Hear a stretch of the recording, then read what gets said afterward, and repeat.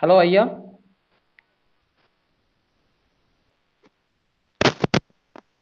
Hello ஐயா, கேக்குதுங்களா? கேக்குதுங்க.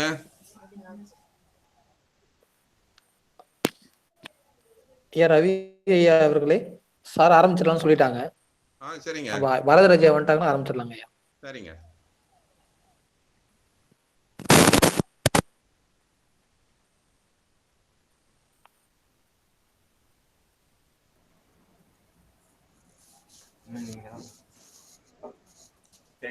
ராஜேஷ் சார் கேக்குதா? அருமையா கேக்குது, ஆரம்பிக்கலாங்க ஐயா. நன்றி. எதிரொலி ஒன்றும் இல்லை இல்ல? ஒன்றும் இல்லை. நன்றி. ஐயா வர்றதுக்கு லேட் ஆகுமா? ஆமா ஆமா, நம்மள ஆரம்பிக்க சொல்லிட்டாங்க. சரி, நன்றி. நம்ம ரவி ஆரம்பிச்சிடலாமா சார்?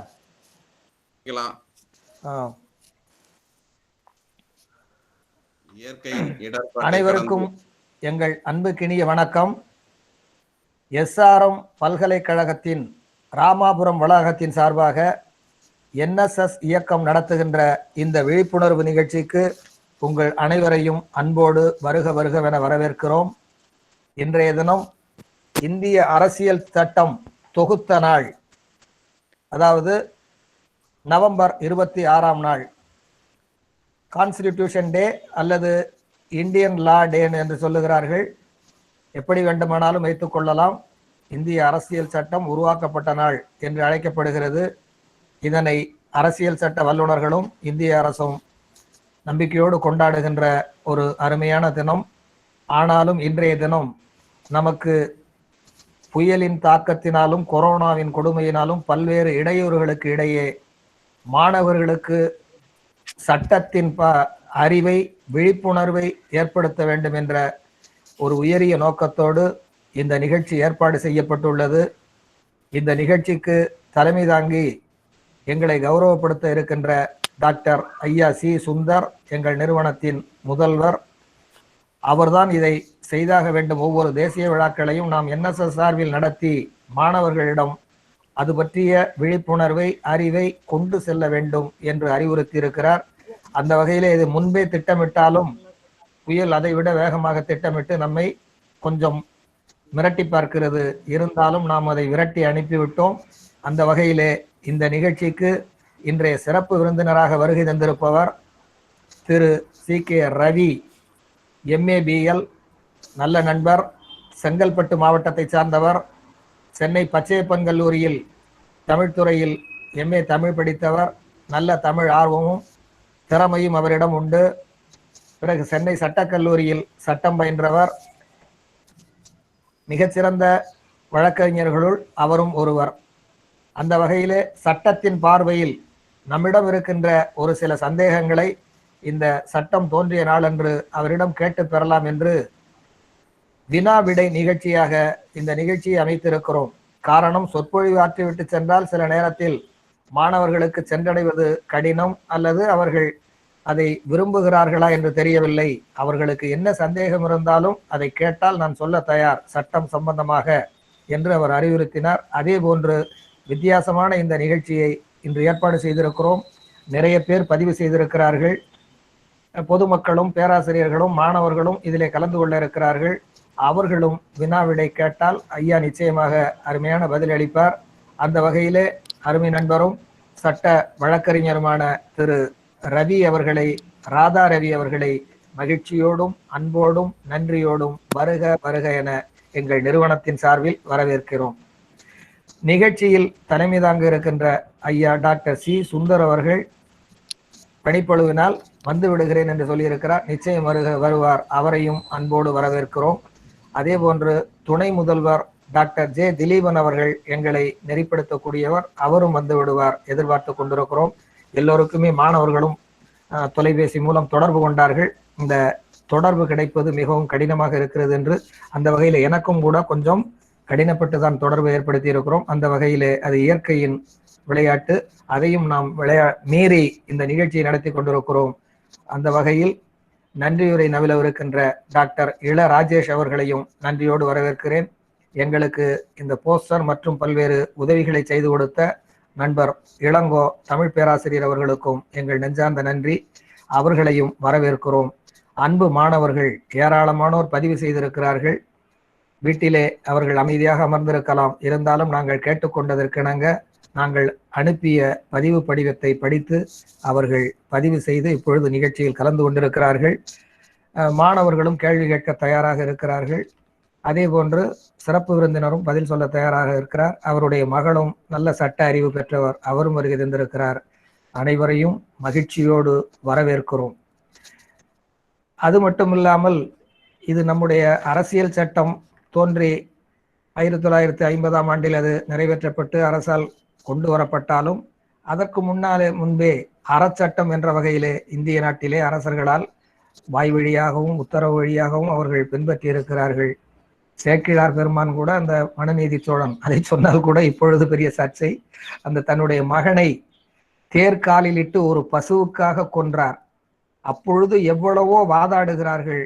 அரசன் மகன் என்பதாலும் ஒரே ஒரு மகன் என்பதாலும் அவனை கொல்லக்கூடாது என்று மந்திரிகளெல்லாம் எவ்வளவோ சொல்லுகிறார்கள். அதாவது அவர் வந்த வழியிலே அவர் மேல்தட்டில் உட்கார்ந்திருக்கிறாரு தேர்ல, அதனால கீழே ஓடிய பசுங்கன்று அவருக்கு தெரிந்திருக்க வாய்ப்பில்லை. ஒன்று. இரண்டாவதாக அது ஒரு அகிரிணை உயிர், அதற்காக நாம் தண்டனைக்கு தண்டனை வழங்க வேண்டிய அவசியமில்லை. 2. மூன்றாவதாக அது அரசர் வரக்கூடிய வீதி, அவர்கள் வலம் வரக்கூடிய வீதி, அதில் தான் தேரிலே வந்தார், அதனால் இது நடந்தது. எனவே அது பாதுகாக்கப்பட வேண்டியது காவலர்களுடைய பணி. எனவே இவர் மேல் தவறில்லை. மேலும் மனித உயிரும் பிற உயிர்களும் ஒன்றுக்கொன்று நிகரானதல்ல என்றெல்லாம் வாதாடுகிறார்கள். சட்ட நுணுக்கங்களை அதை சேக்கிழார் சொல்லியிருப்பார். அதை மீறி அரசன் நீதிக்கு நீதி வழங்க வேண்டும்.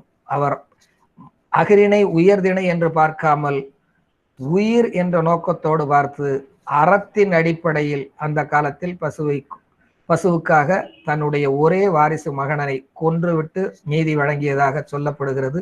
இன்றும் அதை நாம் பேசிக் கொண்டிருக்கிறோம். ஆனால் இன்றைய நிலைமை அப்படியா? முதல்வர் மகனோ அல்லது வேறு அமைச்சர்கள் மகனோ யார் வேண்டுமானாலும் என்ன தவறு அரசியல்வாதிகள் பிள்ளைகள் செய்தாலும் சட்டங்கள் வளைக்கப்படுகின்றன, திட்டங்கள் மாற்றப்படுகின்றன, சாமானிய மக்கள் பாதிக்கப்படுகிறார்கள். அரசியல் சட்டம் தொகுப்பிலே தான் இருக்கிறது, ஏட்டிலே தான் இருக்கிறது. சிலருக்கு அது பயன்படுவதில்லை என்ற வருத்தமும் பதிவு செய்யப்படுகின்றது. எது எப்படி இருந்தாலும் சட்டம்தான் இப்பொழுது நம்மை ஆண்டு கொண்டிருக்கிறது, அதுதான் நம்மை கட்டுப்படுத்தி கொண்டிருக்கிறது. சட்டம்தான் எனக்கு வேதம் என்று கூட நமது பிரதமர் ஒரு முறை சொல்லி இருக்கிறார். அந்த வகையிலே அந்த அரசியல் சட்டத்தை மதிப்போம், துதிப்போம். இப்பொழுது இந்த விழா நிகழ்வு தொடர்கிறது. ஐயா அவர் வராத காரணத்தால் நண்பர் ரவி அவர்களை முதலில் கொஞ்ச நேரம் தன்னுடைய உரையை தொடங்கிவிட்டு அதற்கு பிறகு வினா விடை நிகழ்ச்சியை அமைக்கலாம். மின்சார தடையும் பல்வேறு தொழில்நுட்ப கோளாறுகளும் இருப்பதனால் எவ்வளவு விரைவாக முடிக்க முடியுமோ விரைவாக நிறைவாக முடிப்போம். நன்றி, வணக்கம். ரவி அவர்களே வருக, உங்களுடைய உரையை தருக. இயற்கை பேரிடரை கடந்து இந்திய அரசியலமைப்பு சட்ட நாள் நிகழ்ச்சியில் இணைய வழி மூலம் கலந்து கொண்டிருக்கின்ற SRM கல்லூரி முதல்வர் முனைவர் சி. சுந்தர் அவர்களே, துணை முதல்வர் முனைவர் திலீபன் அவர்களே, ஒருங்கிணைப்பாளரும் முனைவர் இணைய வழி மூலம் ஆர்வத்தோடு கலந்து கொண்டிருக்கின்ற கல்லூரி மாணவர்களே, அனைவருக்கும் முதலில் இந்தியா 1947ஆம் ஆண்டு ஆகஸ்ட் சுதந்திரம் பெற்றதற்கு பிறகு இந்தியாவுக்கு தனியாக அரசியலமைப்பு சட்டத்தை எண்ணி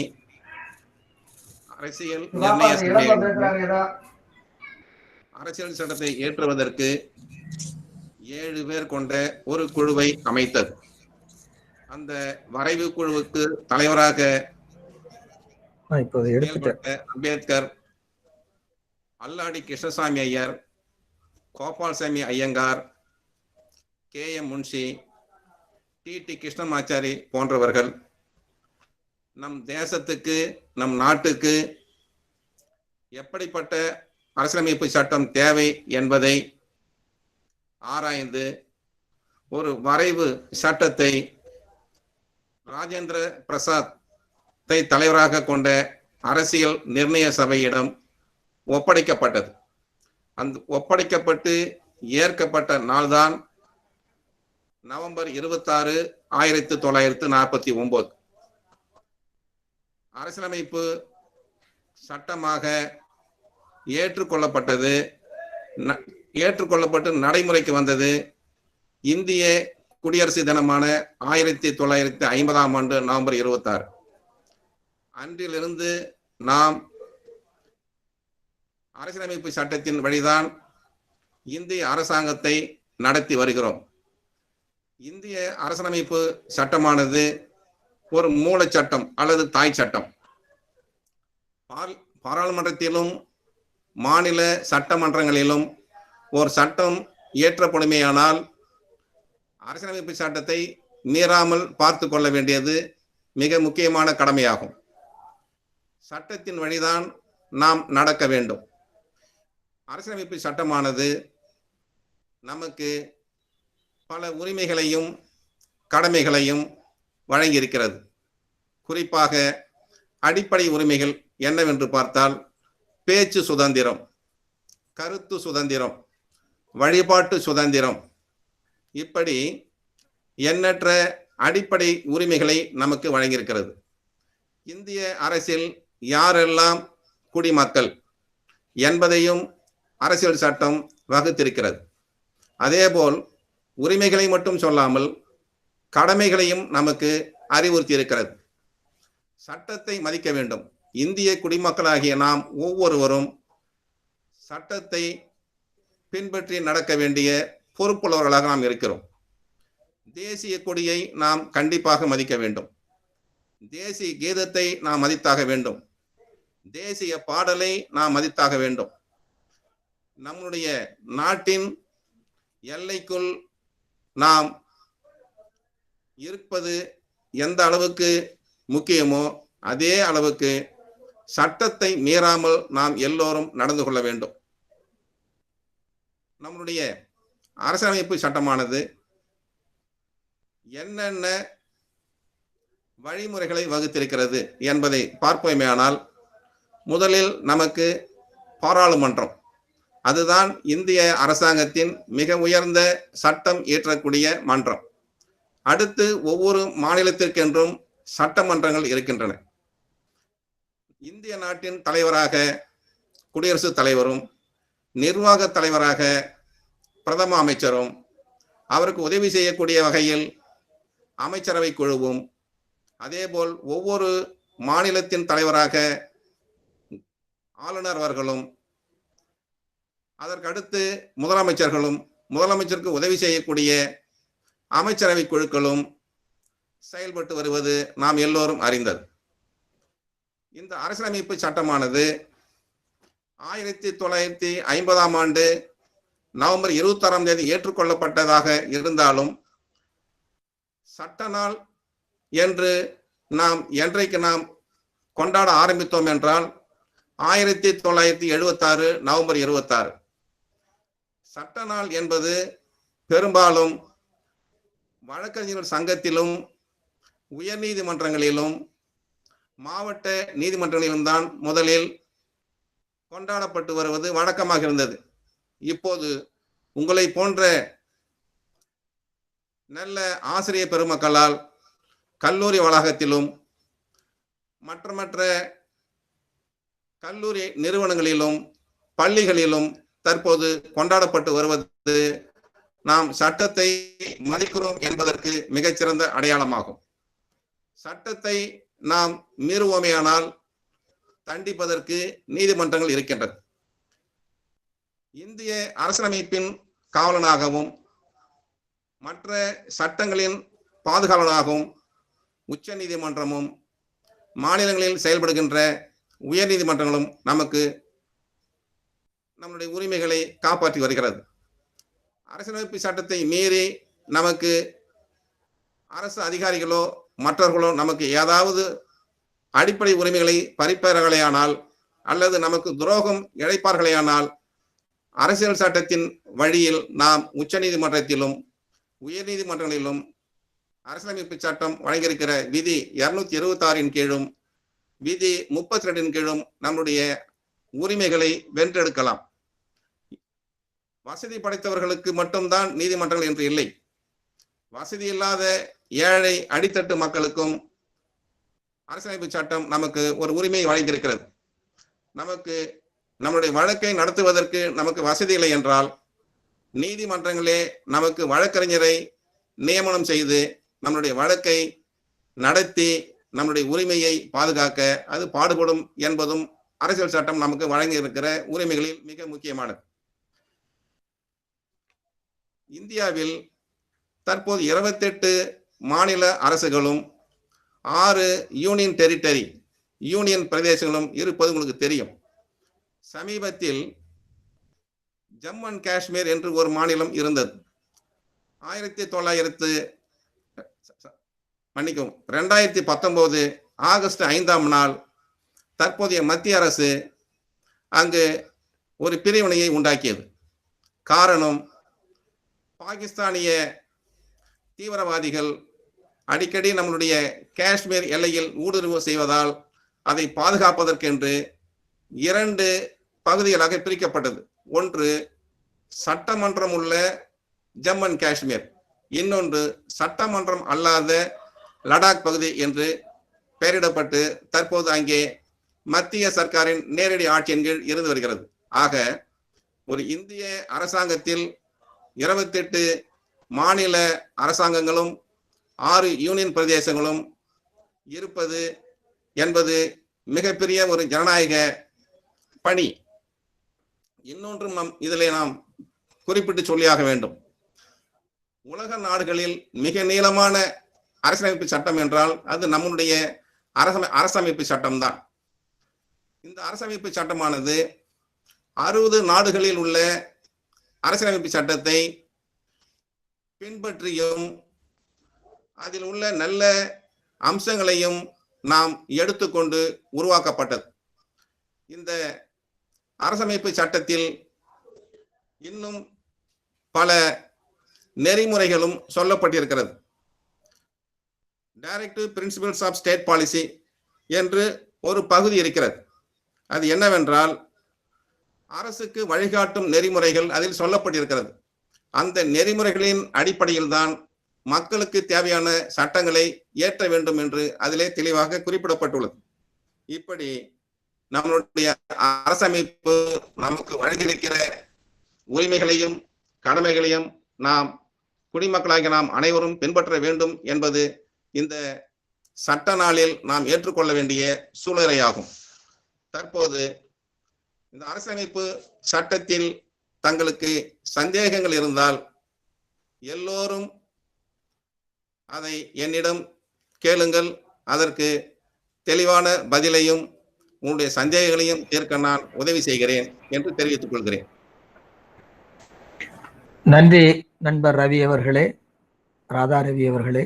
ரவி என்று அழைத்து அது பழக்கமாகிவிட்டது. மிக அற்புதமான ஒரு முன்னோட்ட உரையை தந்திருக்கிறீர்கள். அரசியல் சட்டம் தோற்றமும் அது பல்வேறு நாடுகள் 60 நாடுகளில் இருந்து நமக்கு தேவையானதை எடுத்துக்கொள்வதும் புதிதானதை உருவாக்கி கொள்வதும் ஜம்மு காஷ்மீர் உருவாக்கப்பட்டதும் உயர் நீதிமன்றங்கள் உச்ச நீதிமன்றங்கள் நமக்கு பாதுகாவலாக இருப்பதும் ஏதேனும் ஒருவருக்கு சட்டத்தின் பார்வையில் நீதி கிடைக்கவில்லை என்றால் அரசாங்கமே நீதிமன்றமே வழக்கறிஞர்களை நியமித்து வாதிடச் செய்வதற்கும் உரிமை உள்ளது என்ற பல்வேறு செய்திகளை சுருக்கமாக சொல்லி சென்றீர்கள். இது வினா விடை நிகழ்ச்சி என்று முன்பே அறிவித்திருக்கிறோம். அந்த வகையிலே அன்பு மாணவர்களே, ஒரு செய்தியை நண்பருக்கு தெரிவித்துக் கொள்ள விரும்புகிறேன். நிறைய மாணவர்கள், ஐயா நாங்கள் கேட்குறோம், எங்களுக்கு இந்த மாதிரி தொலைத்தொடர்பு இடையூறு இருக்குது, அது ஒருவேளை நாங்கள் கேட்க முடியலைன்னா எங்கள் சார்பாக நீங்கள் கேளுங்கன்னு எனக்கு கொஸ்டினை அனுப்பிச்சி விட்ருக்காங்க. அந்த வினாக்களை அவர்கள் கேட்கவில்லை என்றால் அவர்கள் சார்பாக நான் கேட்கிறேன் என்று தெரிவித்துக் கொண்டு, அன்பு மாணவர்களே, நீங்கள் யாரும் வினவுவதென்றால் கேட்கலாம், பார்வையாளர்களும் கேட்கலாம். அப்புறம் ஹாசினி கேக்குறீ என்னம்மா? Sir good afternoon sir. நான் ஹாசினி. Very good.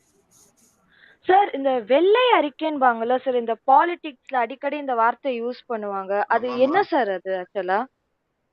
இப்போ ஒரு நாட்டில் ஒரு மிக முக்கியமான ஒரு பிரச்சனை தலைவிரித்தாடும் போது அரசாங்கத்திடம் எதிர்க்கட்சிகள் வைக்கிற கோரிக்கை நாட்டில் என்ன நடக்கிறது என்பதை சட்டமன்றத்தின் மூலமாகவும் அல்லது பாராளுமன்றத்தின் மூலமாகவும் எங்களுக்கு தெரியப்படுத்த வேண்டிய கடமை அரசாங்கத்துக்கு உள்ளது என்ற கோரிக்கையை வைப்பார்கள். அதுதான் வெள்ளை அறிக்கை. வெள்ளை அறிக்கை என்பது உண்மையை சொல்ல வேண்டியது.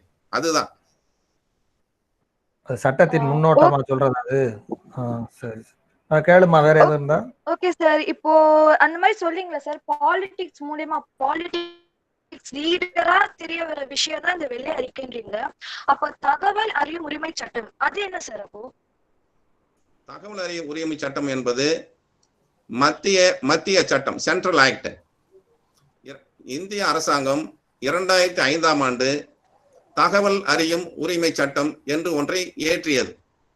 அது குடிமக்கள் ஒரு அரசு அதிகாரியை பற்றி, ஒரு அரசாங்கத்தை பற்றி, இல்ல ஒரு சட்டத்தை பற்றி நாம் தெரிந்து கொள்ள வேண்டும் என்றால் அந்த சட்டம் சம்பந்தமான அதிகாரிக்கு பதிவு தபால் மூலமாக நீதிமன்ற ஸ்டாம்ப், கோர்ட் ஃபீஸ் ஸ்டாம்ப்னு சொல்றது, நீதிமன்ற விலை ரூபாய் 10 செலுத்தி நமக்கு என்னென்ன தகவல்கள் தேவைப்படுகிறதோ அதை குறிப்பாக எழுதி அந்த அதிகாரிக்கு அனுப்பினால் 30 நாட்களில் நாம் கேட்கப்படும் தகவல்களை அனுப்பி வைக்க வேண்டிய கடமை சம்பந்தப்பட்ட அதிகாரிக்கு உண்டு. அவருக்கு பெயர் தகவல் அறியும் அலுவலர், இன்ஃபர்மேஷன் ஆபீசர். சொல்லுமா? Okay sir, good afternoon okay sir. இதுதான் ஆக்சுவலா எனக்கு கேள்வி இருந்தது. ரெண்டுமே கிட்டத்தட்ட ஒரே மாதிரி தான் இருந்துச்சு. ஆனா இது ஒண்ணு பாலிடிக்ஸ் லீடருக்குள்ள இது பண்ற மாதிரி இருக்கு, இன்னொரு பப்ளிக்கா பாலிடிக்ஸ் லீடர்கிட்ட கேக்குற மாதிரி இருக்கு சார். Thank you sir. இந்த பப்ளிக் இன்ஃபர்மேஷன் அரசாங்கத்துல தான் கேட்க முடியும், தனியார் நிறுவனங்களையும் கேட்க முடியாது. Okay sir. Okay sir. Thank you sir. அடுத்து யாரோ? Sir, good afternoon sir. வணக்கம். வணக்கம் சார்.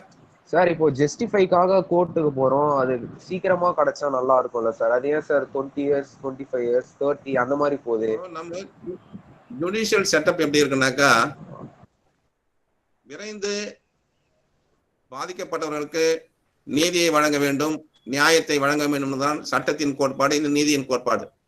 நடைமுறை சிக்கல் என்னவென்றால், ஒரு வழக்கு நீதிமன்றத்திற்கு வரும்போது 2 தரப்பு வழக்கறிஞர்களும் குறிப்பிட்ட காலத்திற்குள் ஒத்துழைப்பு நல்கி நீதிமன்றமும் அதற்கு முழுமையாக பாடுபட்டால் நாம் கேட்கக்கூடிய நீதி விரைவிலேயே கிடைக்கும். இதுதான் உண்மை. அது யார் மீது குறையே சார்? அது வக்கீல்கள் இழுத்தடிக்கிறாங்கிற ஒரு இது இருக்கு, இல்ல சாட்சிகள் தேடுவதில் போலீசார் குறை இருக்குங்கிறாங்க, எல்லாருக்கிட்டையும் உள்ள குறையா? இந்த நீதிமன்றம் வலியுறுத்தி உடனே இதுகளை எல்லாம் செய்யணும் அப்படின்னு சொல்ல முடியாதா? தற்போது நாம் தெரிந்து கொள்ள வேண்டிய ஒரு தீர்ப்பு என்னவென்றால், அயோத்திய ராமர் கோயில் வழக்கானது உச்ச நீதிமன்றத்திலும் அலகாபாத் உயர் நீதிமன்றத்திலும் 50 ஆண்டுகளாக நடந்து வந்த வழக்கை பற்றி உங்களுக்கு தெரியும். தற்போதுதான் அது முடிவுக்கு வந்தது. ஆனால் அதிலே சொல்லப்பட்ட உண்மை என்னவென்றால், சட்டத்திற்கு அப்பாற்பட்டது, ஒரு நம்பிக்கையின் அடிப்படையில் வழங்கப்பட்ட தீர்ப்பு என்று தீர்ப்பளித்த நீதிபதி ரஞ்சன் கோகாய் தலைமை நீதிபதியாக இருந்தவர், தற்போது ராஜ்யசபா எம்பியாக இருக்கிறார். அவர் சொன்னது என்னவென்றால், ராமர் எங்கு பிறந்தார், ராமர் எங்கு வாழ்ந்தார் என்பதற்கு வரலாற்று உண்மைகள் எங்கும் கிடைக்காது. இது ஒரு மக்களின் நம்பிக்கை. இந்த நம்பிக்கையின் அடிப்படையில் தீர்ப்பு வழங்கப்படுவதாகவும், ஆனால் இந்த தீர்ப்பு சட்டமானது மற்ற வழக்குகளுக்கு பொருந்தாது என்றும் சொல்லியுள்ளார். இப்படி ஒரு மத உரிமைக்கான வழக்கானது 50 ஆண்டுகள் நடைபெற்று இருக்கிறது என்றால், நம்மளுடைய நீதிமன்றத்தின் அமைப்பும் இதற்கு ஒரு முக்கிய காரணம். சரி, வேற யாரும் கேக்குறீங்களா? சரி, அடுத்து பிள்ளைங்க அனுப்புனதா நான் கேட்கணும். கரஸ்பாண்டன்ஸ் கோர்ஸ்ல இருக்கிறோம். சரி, யாரு? வணக்கம், பேரை சொல்லிட்டு சொல்லுங்க சார். சொல்லுங்க sir. Good morning sir. Sir Arunkumar sir என் பேரு. சரிங்க, அருண்குமார் சார். சொல்லுங்க சார் சார். இப்ப வந்து டைவர்ஸ் ஆகிறாங்க சார் 2 பேரு. இப்ப கணவன் மனைவி வந்து பிடிக்கல டைவர்ஸ் ஆகுறாங்க சார். அவங்க கோர்ட்ல இருந்து சப்போஸ் அவங்களுக்கு பிடிச்சிச்சு திருப்பி வாழ நினைக்கிறாங்கன்னா நம்ம கோர்ட்ல போய் கேட்கணுமா இல்ல அவங்களே அப்படியே வாழலாமா சார்? நீதிமன்றத்தின் மூலமாக டைவர்ஸ் ஆன பிறகு திரும்ப சேர்ந்து வாழலாமான்னு அவங்களே விரும்பி வாழலாமா இல்ல கோர்ட் பர்மிஷன் கொடுக்கணுமா? கோர்ட்ல கேட்டு வாழலாமா சார்? சொல்லுங்க, நான் பதில் சொல்றேன் சார். நீதிமன்றத்தின் மூலமாக கணவனும் மனைவியும் விரும்பியோ அல்லது ஒரு தரப்பார் விரும்பியோ விவாகரத்து பெற்றதுக்கு பிறகு மீண்டும் சேர்ந்து வாழ வேண்டும் என்றால் மீண்டும் அவர்கள் முறைப்படி திருமணம் செய்து கொள்ள வேண்டும். இதுதான் சட்டம். முறைப்படினா கோர்ட்ல பர்மிஷன் வாங்கணுமா இல்ல தனியா தாங்களே விரும்பி? நம்ம முறைப்படி இந்து மதத்தினராக இருந்தால் இந்து மத சடங்குகளின்படி, கிறிஸ்துவராக இருந்தால் கிறிஸ்துவ மத சடங்குகளின்படி அவர்கள் திருமணம் செய்து கொண்டுதான் வாழ வேண்டும். அவர்கள் திருமணம் செய்து கொள்ளாமல் வாழ்ந்தால் கணவன் மனைவி என்ற அங்கீகாரம் அவர்களுக்கு கிடைக்காது. இல்ல முன்னாடி கோர்ட் டைவர்ஸ் வழங்கினது திரும்ப அவங்களா போய் செஞ்சுக்கிட்டா எங்களுக்கு தெரியாம எப்படி செஞ்சுக்கிட்டீங்கன்னு நீதிமன்றம் கேட்பதற்கு வேற ஏதாவது சிக்கல்? தீர்ப்பு வழங்கின பிறகு கோர்ட் தலையிடாது. நீங்க சேர்ந்து வாழறீங்களா இல்ல பிரிஞ்சு வாழறீங்களான்றத கோர்ட் வந்து கண்காணிக்காது. தீர்ப்பு சொல்றதோட நீதிமன்றத்தோட கடமை முடிஞ்சு போகுது. சரி சரி, இன்னொரு பையன் கேட்டிருக்காங்க அந்த கரஸ்பாண்டன்ஸ் கோர்ட்ல. Good evening sir. சொல்லுங்க. தனுஷா பேசுறேன் சார். இப்போ நம்ம வந்துட்டு ஒரு ஹை கோர்ட்ல ஒரு வழக்கு பதிவு பண்றோம் சார். அந்த வழக்கோட தீர்ப்பு தப்பா இருக்குன்னு தெரிஞ்சுதான் நம்ம சுப்ரீம் கோர்ட்டுக்கு போறோம். சோ அங்க தீர்ப்பு சரியா இருக்கும்போது அது ஏன் சார் நம்ம ஹை கோர்ட்லயே அந்த தீர்ப்பு கொடுக்க மாட்டாங்க? அதாவதுமா, இப்போ உயர் நீதிமன்றத்துல 2 விதமான தீர்ப்பு இருக்குமா. இப்போ நீங்க கொண்டு போன வழக்கு ஒற்றை நீதிபதியால வழங்கப்பட்ட தீர்ப்பாக இருந்தால் அதே உயர் நீதிமன்றத்தில் பெஞ்சுன்னு சொன்னாங்க 2 நீதிபதிகளை கொண்ட அமைப்பு. அங்கு நாம் மேல்முறையீடு செய்து கொள்ளலாம். மேல்முறையீடு என்பது அப்பீல் செய்து கொள்ளலாம். அங்கேயும் நமக்கு சாதகமான தீர்ப்பு வரவில்லை என்றால் அதற்கு அடுத்து மேல்முறையீடு செய்ய வேண்டிய கோர்ட் உச்ச நீதிமன்றம் தான், supreme court. Sir next question sir. சொல்லுங்க சார். அதாவது இதுல தீர்ப்பு சரியா இல்லைன்னா மேல போனா ஒரே மாதிரி தீர்ப்பு இல்ல மாறி வருதுன்னு அந்த பொண்ணு கேக்குறாங்க. இங்க சொல்ற தீர்ப்பு ஏன் இங்க சொன்னா என்ன, இல்ல நேரடியா போனா என்ன? நேரடியா போக முடியாதுமா, அதுல சில சட்ட சிக்கல் இருக்கு. கீழ் கோர்ட்ல இருந்துதான் முடித்து விட்டு போகணும். உயர் நீதிமன்றங்களில் தவறு நடந்திருக்கேனால் அந்த தீர்ப்பை ஆய்வு செய்து சரியான தீர்ப்பை உச்ச நீதிமன்றம் வழங்கும். அதில் யாருக்கும் சந்தேகம் இல்லை. சரி, அடுத்து யாரா கேக்குறீங்கப்பா, பேசுங்க தம்பிலாம். சார் அப்படியும் சுப்ரீம்க்கு போயும் அப்படியும் ஜஸ்டிஃபை கிடைக்கலன்னா என்ன சார் பண்ணலாம்? அப்படியும் அவங்க தப்பா சொல்லிட்டாங்க, இல்ல நியாயம் கிடைக்கல. உச்ச நீதிமன்றங்கள் பெரும்பாலும் தவறு அளிப்பது கிடையாது. அப்படி நமக்கு நாம் எதிர்பார்த்த தீர்ப்பு வரவில்லை என்றால் உச்ச நீதிமன்ற தீர்ப்புக்கு பிறகு ரிவ்யூ என்று ஒன்று இருக்கிறது, மறு ஆய்வு. அந்த மறு ஆய்விலும் நமக்கு சாதகமான தீர்ப்பு வரவில்லை என்றால் மறு சீராய்வு மனு என்று ஒன்று இருக்கிறது. அந்த மறு சீராய்வு மனு ஆனது அது ஓப்பன் கோர்ட்டில் நடக்காது, திறந்த நீதிமன்றத்தில் நடக்காது, சேம்பரில் தான் நடக்கும், நீதிபதி அறைகள் நடக்கும். அதுதான் இறுதி தீர்ப்பு. அதை ஏற்றுக்கொள்ள வேண்டிய கட்டாயம் நமக்கு உண்டு. அதுதான் இறுதி தீர்ப்பானது. மறு சீராய்வு அயோத்தியா பிரச்சனையிலே அப்படிதான் நடந்திருக்கும்னு நினைக்கிறேன். இல்ல அது இதுதான் திறந்த நீதிமன்றத்தில் சொல்லப்பட்ட தீர்ப்பு. தம்பி கேக்குறது அது தீர்ப்பு நம்ம நீ சொல்றது நியாயம் கிடைக்கலங்கிறது பிரச்சனை இல்ல, அங்க சொல்றதுதான் நியாயம். அவர்கள் பாரபட்சம் இல்லை என்று ஒரு நம்பிக்கையின் அடிப்படையில நம்ம நாட்டுல போய்கிட்டு இருக்கோம். கொலை தண்டனை அந்த மாதிரி இருந்தா ஜனாதிபதிக்கு அப்பீல் பண்ணலாம் போல இருக்கு. சிவில் கேஸ் அப்படி இல்லைன்னு நினைக்கிறோம். மாநிலமாக இருந்தால் இங்கே கவர்னருக்கு முதலில் கருணை மனு செய்துவிட்டு அவர் தள்ளுபடி செய்து விட்டால் அடுத்து நாம் இறுதியாக நாட வேண்டியது குடியரசுத் தலைவரை நாடலாம். அது சிவில் சட்டத்துக்கு இல்ல, இல்ல சிவில் சட்டத்துக்கு எல்லாம் இல்ல. ஆமா, சரி. வேற யாரும் தம்பிகளா? தூக்கு தண்டனைக்கு மட்டும்தான் அந்த சலுகை நமக்கு அரசியல் சட்டம் வழங்கியிருக்கிறது. சரி, கரஸ்பாண்டன்ஸ் கோர்ஸ்ல பிஎல் படிக்கலாமா? அது படித்தால் அங்கீகாரம் உண்டா சட்டத்துல வாதாடுவதற்கு கோர்ட்ல அப்படின்னு கேட்டிருக்காங்க ஒரு பொண்ணு. பிஎல் கரஸ்பாண்டன்ஸ்ல இதுவரை எந்த பல்கலைக்கழகங்களும் கொண்டு வரல.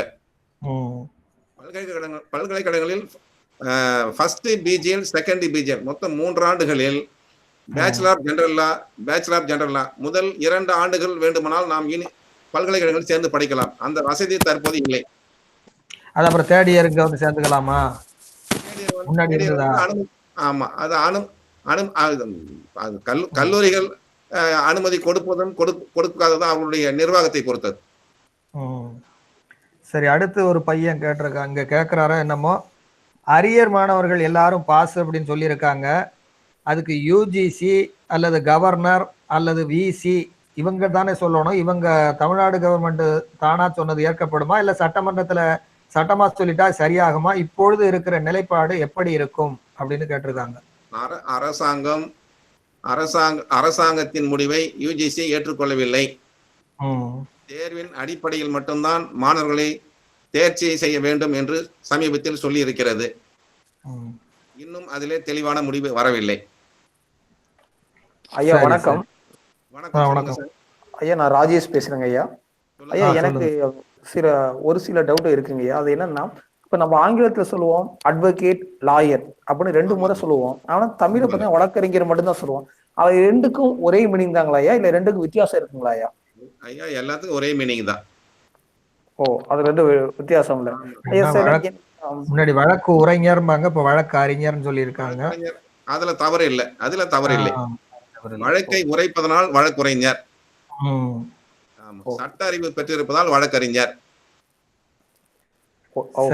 ஐயா, அப்ப நீங்க வந்து பிஏபிஎல் படிச்சா மட்டும் போதாது, பிஏபிஎல் 5 இயர்ஸ் கம்ப்ளீட் பண்ண பிறகு நான் மறுபடியும் கோர்ட்ல போய் வாதாடுறோம்னா நான் என்னையா பண்ணும்? நீங்கள் 5 வருட சட்ட படிப்பாக இருந்தாலும் 3 வருட சட்ட படிப்பாக இருந்தாலும் தேர்ச்சி பெற்றுவிட்டு நீங்கள் நீதிமன்றத்தில் சீனியர் வழக்கறிஞரிடம் சென்று நீங்கள் சேர்ந்து நீதிமன்றத்தில் நீங்கள் பிராக்டிஸ் செய்யலாம். அதுதான் நடைமுறை. ஓகேங்க, மகிழ்ச்சி. நன்றி. வேற ஒரு பிள்ளை கேட்டது, அனாதை இல்லங்களில் இருந்து குழந்தைகளை எடுத்து வந்து வளர்த்தால் அது திரும்ப பெற்றோர்னு யாராவது வந்து நின்று கேட்டா கொடுக்கணுமா? அது அனாதைன்னு தானே எடுத்து வந்து வளர்க்குறோம், அதற்கு அவர்கள் உரிமை கொண்டாட உரிமை இருக்கிறதா? அவங்களாம் இல்லைன்ட்டு போயிட்டாங்களே, திரும்ப வந்து கேட்டா கொடுக்கணுமா? அதற்கு வளர்த்தவங்களுக்கு உரிமை இல்லையான்னு கேட்டிருக்காங்க. முறையான மாவட்ட நீதிமன்றத்தில் நாம் மனு செய்து இன்னார் எங்களுக்கு குழந்தையை தத்து கொடுக்கிறார்கள், இந்த குழந்தையை எங்களுக்கு சட்டப்படி ஒப்படைக்க வேண்டும் என்று மாவட்ட நீதிமன்றத்தில் மனு செய்து நம்மளுடைய கோரிக்கை ஏற்று நம்மிடத்திலே குழந்தை ஒப்படைக்கப்படும். அந்த மனு ஏற்றுக்கொள்ளப்பட்ட நாளிலிருந்து தத்து எடுத்துக்கொண்டவர்கள் தான் அந்த குழந்தைக்கு உண்மையான பெற்றோர். தத்து கொடுத்தவர்களுக்கு எந்த உரிமையும் கிடையாது. அது தத்து நான் சொல்றது அனாதை இல்லத்துல இருந்து படத்துல எல்லாம் காட்டுறாங்களே, அது மாதிரி வாங்கிட்டு வந்தாங்கன்னா அதுக்கும் கோர்ட்ல பர்மிஷன் வாங்கணும். மறைந்த முதலமைச்சர் ஜெயலலிதா தொட்டில் குழந்தை திட்டம் என்று கொண்டு வந்தார். ஆமா, இந்த பெண் குழந்தைகளுக்கு பாதுகாப்பு கருதி கொண்டு வரப்பட்ட திட்டம். அதிலே 18 வயது பூர்த்தியான பெண்கள் திருமணம் செய்து கொண்டு போகலாம். ஆனால் குழந்தையாக இருக்கும் போது நாம் ஒரு அந்த குழந்தைகள் தொட்டில் குழந்தை திட்டத்தில் உள்ள குழந்தைகளை நாம் தத்தெடுக்க வேண்டும் என்றால் அரசாங்கத்துக்கு ஒரு மனு செய்து அந்த மனுவையும் நாம் நீதிமன்றத்திலே தாக்கல் செய்து நீதிமன்றத்தின் மூலமாக தான் அந்த குழந்தையையும் நாம் தத்தெடுக்க முடியும். சரி, நல்ல வணக்கம். வேற யாரும் தம்பிகளா? நுகர்வோர் நீதிமன்றம் அந்த சட்டம் சம்பந்தமா சொல்லுங்களேன். நிறைய பொதுமக்களும் தெரியாமல் இருக்கிறாங்க. அது பற்றிய நீதிமன்றம் நுகர்வோர் கன்சியூமர் கோர்ட், நுகர்வோர் தீர்ப்பாயம் என்று மாவட்ட அளவில் இயங்கி வருகிறது. 1986ஆம் ஆண்டு நுகர்வோர் குறைதீர் சட்டம் என்று கொண்டு வரப்பட்டது. நாம் மளிகை கடைக்கு சென்று நாம் ஒரு பொருளை வாங்குகிறோம். ஐயா முடியுது, சார்ஜ் முடியுது, சரி நண்பர்களே. வேறு ராஜேஷ் சார். ஐயா வணக்கம். சொல்லுங்க ஐயா. சரி, ஏனென்றால் அவரு நிறைய சொல்லிட்டாரு. சட்டத்தின் இவ்வளவுதான், நிறைய பிரச்சனைகள் இருக்குது. நம்ம அந்த தொழில்நுட்ப கோளாறுனாலே அவருக்கு செங்கல்பட்டு மாவட்டம் அங்க கரண்ட் கட் ஆகுது. அதனால இதுவரை அவருக்கு சார்ஜ் இருந்தது போக போகுதான். ரொம்ப நன்றி நண்பர் வழக்கறிஞர் அவர்களே. இப்பொழுது முறையான நன்றி அறிவிப்பை திரு ராஜேஷ் அவர்கள் வழங்குவார்கள். இதுவரை கேட்ட மாணவர்களுக்கு நன்றி. நன்றி. சொல்லுங்க சார் வேகமா. தொடக்கமும் இல்லை முடிவும் இல்லை, தமிழுக்கு எல்லையே இல்லை, தாய்மொழியான தமிழுக்கு முதல் வணக்கம். இச்சட்ட விழிப்புணர்வு விழாவில் இணைந்திருக்கிற அனைவருக்கும் என் இனிதான வணக்கங்கள். SRM NSS சார்பாக நன்றியுரை வழங்குவதில் நான் பெருமை கொள்கிறேன். அயராது மழை பெய்தாலும் புயல் அடித்தாலும் இடி இடித்தாலும் நாட்டு நல பணி திட்டத்தின் மாணவர்களுக்கு சட்ட விழிப்புணர்வை ஏற்படுத்த உறுதுணையாக இருந்த முதல்வர் முனைவர் சுந்தர் ஐயா அவர்களுக்கு நெஞ்சார்ந்த நன்றியை தெரிவித்துக் கொள்கிறோம். அடுத்தபடியாக இவ்விழாவின் கதாநாயகன் திரு ராதாராய ஐயா அவர்கள் அவரது பொன்னான நேரத்தை நமக்காக செலவிட்டு மாணவர்கள் மத்தியில் விழிப்புணர்வை ஏற்படுத்தி பல்வேறு வினாக்களுக்கு விடையளித்தார். அவருக்கு என் மனமார்ந்த நன்றியை தெரிவித்துக் கொள்கிறேன் NSS சார்பாக. இவ்விழாவின் இயக்குனர், தயாரிப்பாளர், வரவேற்பு உரை வழங்கிய நாட்டு நல பணி திட்டத்தின் ஒருங்கிணைப்பாளர் பாரதாஜாய் அவர்களுக்கு என் மனமார்ந்த நன்றியை தெரிவித்துக் கொள்கிறேன். இவ்விழா நடைபெறுவதற்கு உறுதுணையாக இருந்த தமிழாய்வுத்துறை பேராசிரியர் இளங்கோ ஐயா அவர்களுக்கும் என் மனமார்ந்த நன்றியை தெரிவித்துக் கொள்கிறேன். இறுதியாக இவ்விழாவின் கதாநாயகிகளாக இருந்த எனது அன்பு மாணவ மாணவிகளுக்கும் என் மனமார்ந்த நன்றியை தெரிவித்துக் கொள்கிறேன். நன்றி, வணக்கம். மிக்க மகிழ்ச்சி ஐயா, நன்றி. அன்பு மாணவர்களே, ஃபீட்பேக்னு சொல்லுவோமே, பின்னூட்டம், அதை தயவு செய்து இப்பொழுது வழங்கப்படும். அதை தயவு செய்து அதை நிரப்பி அனுப்பிவிடுங்கள். இல்லையில் உங்களுக்கு சான்றிதழ் கிடைக்காது. அந்த வகையில் உங்களுக்கு எங்களுடைய நெஞ்சார்ந்த நன்றியினை தெரிவித்துக் கொண்டு, புயல் இருந்தாலும் அதையெல்லாம் தூக்கி தூர வீசிவிட்டு இன்று வந்து உரையாற்றிய அன்பு நண்பர் ராதா ரவி அவர்களுக்கு நெஞ்சார்ந்த நன்றியினையும், வருகை தந்து சிறப்பித்த அத்தனை நட்பு வட்டங்களையும் எங்கள் நெஞ்சார்ந்த நன்றியை உரித்தாக்குகிறோம். அடுத்த நிகழ்வில் சந்திப்போம். தயவு செய்து பின்னோட்டம் கொடுத்து விடுங்கள். நன்றி, நன்றி, நன்றி. வணக்கம். நன்றி, வணக்கம் ஐயா. Thank you sir. நன்றி, வணக்கம் ஐயா.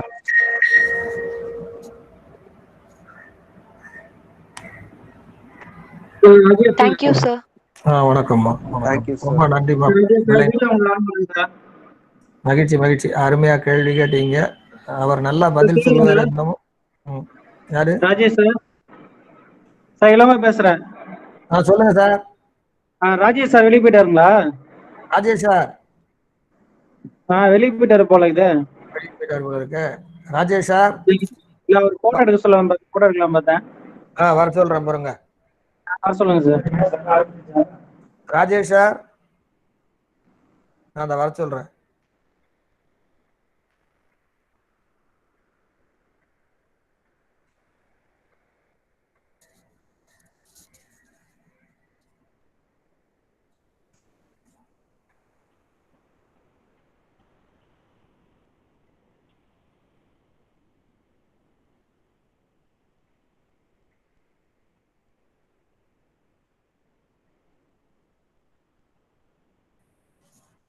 Hello Rajesh sir.